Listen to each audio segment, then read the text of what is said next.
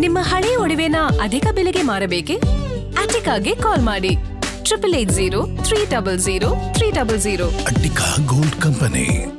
ಶಿವಾನಂದ ನೀಲಣ್ಣವರ್ ವಿರುದ್ಧ 4,500 ಕೋಟಿ ವಂಚನೆ ಪ್ರಕರಣ. ಆರೋಪಿ ಶಿವಾನಂದ ನೀಲಣ್ಣವರಿಗೆ ಮಧ್ಯಂತರ ಜಾಮೀನು ಮಂಜೂರಾಗಿದೆ. ಈಗ ಬೆಂಗಳೂರು 92ನೇ ಸಿಟಿ ಸಿವಿಲ್ ಮತ್ತು ಸೆಷನ್ಸ್ ಕೋರ್ಟ್ನಿಂದ ಜಾಮೀನು ಮಂಜೂರಾಗಿದೆ.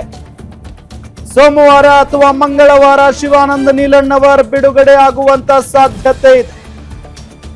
ಸದ್ಯ ಬೆಳಗಾವಿ ಹಿಂಡಲಗ ಜೈಲಿನಲ್ಲಿ ಶಿವಾನಂದ ನೀಲಣ್ಣವರಿದ್ದಾರೆ.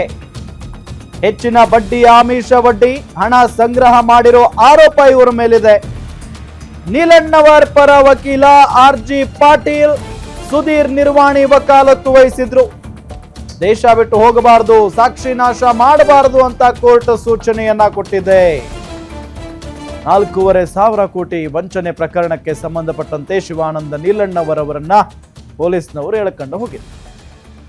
ಅದಾದ ನಂತರ ಅವರ ಹಳೇ ವಿಡಿಯೋಗಳೆಲ್ಲ ಸಿಕ್ಕಾಪಟ್ಟೆ ವೈರಲ್ ಆಗೋದಕ್ಕೆ ಶುರುವಾಯಿದ್ವು.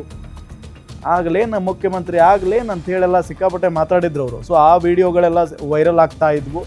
ಅದಾದ ನಂತರ ಅವರು 4,500 ಕೋಟಿ ವಂಚನೆ ಮಾಡಿದ್ದಾರೆ ಅನ್ನೋ ಮಾತು ಕೂಡ ಕೇಳಿ ಬರ್ತಾ ಇದೆ. ಆರೋಪ ಇದೆ ಅವ್ರ ಮೇಲೆ, ಇನ್ನೂ ಸಾಬೀತಾಗಿಲ್ಲ.